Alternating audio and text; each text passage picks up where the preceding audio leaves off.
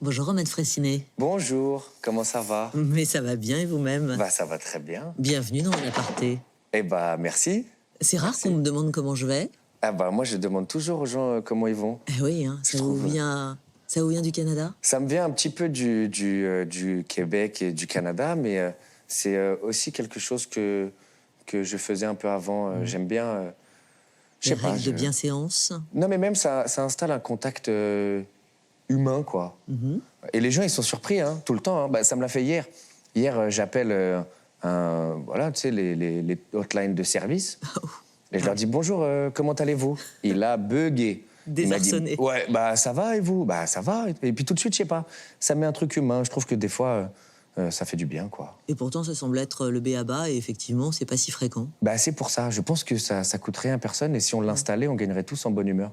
Nous, les Français, les Parisiens, on est pas super généreux, pas super ouverts. Je me suis posé la question. En fait, je me suis dit, si les gens, ils se demandent pas comment ça va, c'est parce qu'en vrai, à Paris, il y a cette idée que ça va jamais. Il y a cette idée de, évidemment, ça va pas, je suis en train de bosser, comment tu veux que ça aille? Je suis en train de bosser, là, tu crois vraiment que ça va? Tu crois vraiment que je suis content d'être là? Et en même temps, il y a ce truc de... On s'oublie beaucoup derrière la fonction, le travail. Ouais. On est souvent dans cette idée de quand on travaille, on n'est pas un humain, on est une fonction.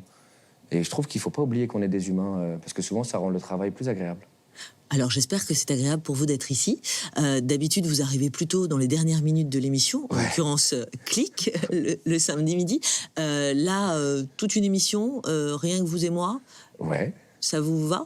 Avec grand plaisir, avec grand plaisir. Et puis en même temps, rien que vous et moi, et en même temps, je vais pas vous mentir, je me sens un petit peu seul dans cet appartement. Ça se voit d'ailleurs, hein, je sais même pas où me poser.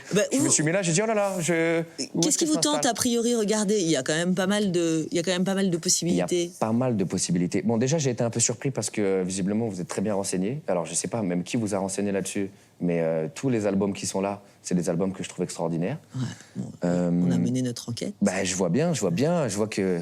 Pas besoin de Colombo, hein. Prochaines enquêtes, on va vous appeler vous. Je vais m'installer là, tiens. Bon, voilà, très bien. Alors, écoutez, on est ravis de vous avoir. Vous avez 27 ans. Oui. Vous êtes très jeune, très avant-gardiste, humoriste, spécialiste du stand-up. Vous avez déjà écrit 4 spectacles intitulés Migraine, Là, Au-delà... en 3 mots, hein, je précise. Et puis alors, vous faites des millions de vues sur YouTube, vous êtes devenu célèbre en intervenant dans les dernières minutes de l'émission Clic de Mouloud Achour sur Canal+, bien sûr. On a pu découvrir votre humour surréaliste, qui fait rire, qui fait aussi gamberger, hein, quand même, il faut le dire. Là, jusqu'ici, je suis dans le vrai? J'ai oublié une étape importante. Oui, après, c'était très flatteur, c'était très gentil, quoi. Je sais pas si... Mais oui, tous les faits sont vrais. J'ai écrit beaucoup. Passer dans l'émission de Mouloud Achour, Clic, m'a fait rencontrer un public large et m'a amené de la notoriété.